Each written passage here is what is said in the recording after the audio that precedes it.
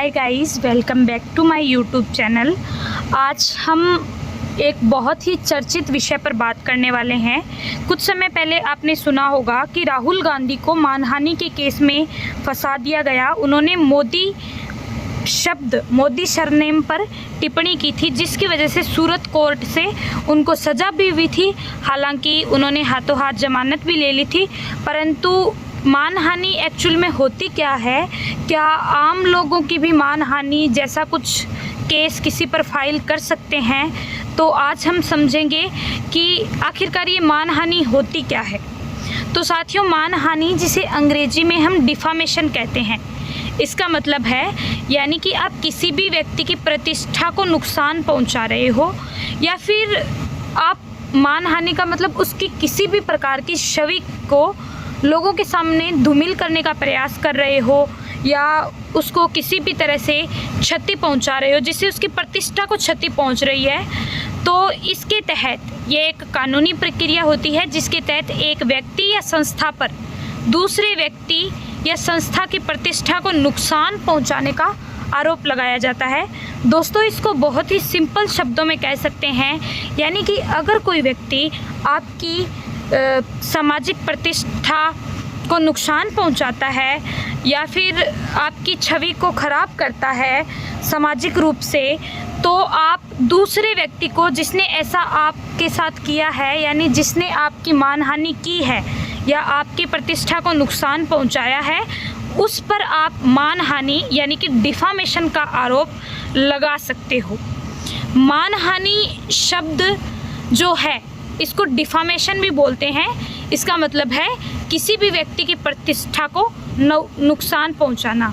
प्रतिष्ठा को आप नुकसान दोनों तरीके से पहुंचा सकते हो। आप लिखित रूप में भी किसी व्यक्ति की प्रतिष्ठा को नुकसान पहुंचा सकते हो तथा मौखिक रूप में भी किसी भी व्यक्ति की प्रतिष्ठा को नुकसान पहुंचाते हो। तो आप पर सामने वाला व्यक्ति जिसकी प्रतिष्ठा को आपने नुकसान पहुंचाया है या उसकी छवि को ख़राब करने की कोशिश की है, तो वो आप पर डिफामेशन का आरोप लगा सकता है, यानी कि मानहानि का आरोप लगा सकता है।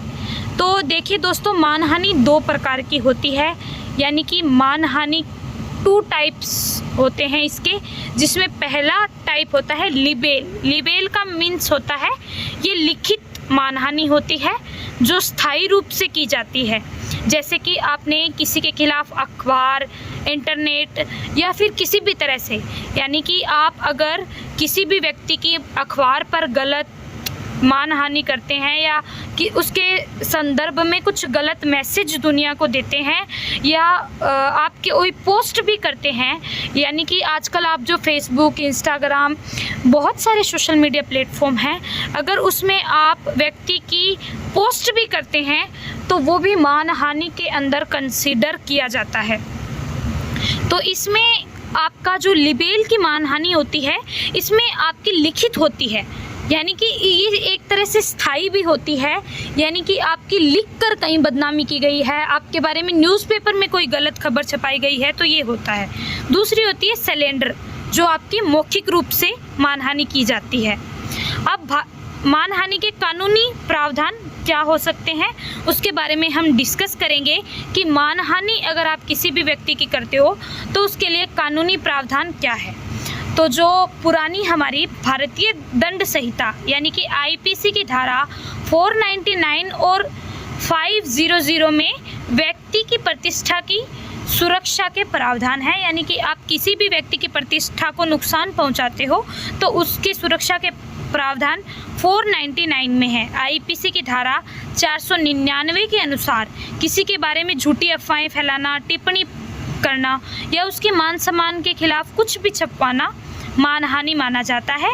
धारा 500 के अंतर्गत मानहानि के लिए दंड का प्रावधान है, यानी कि 499 में तो मानहानि को डिस्क्राइब किया गया है कानूनी रूप से कि आपके साथ अगर कानूनी रूप से कोई आपकी छवि को खराब कर रहा है तो आप उसके मानहानि का आरोप लगा सकते हैं। और धारा 500 में आपको अगर कोई व्यक्ति आपकी मानहानि करता है तो उसके खिलाफ क्या दंड दिए जा सकते हैं उसका प्रावधान आईपीसी की धारा 500 में बताया गया है।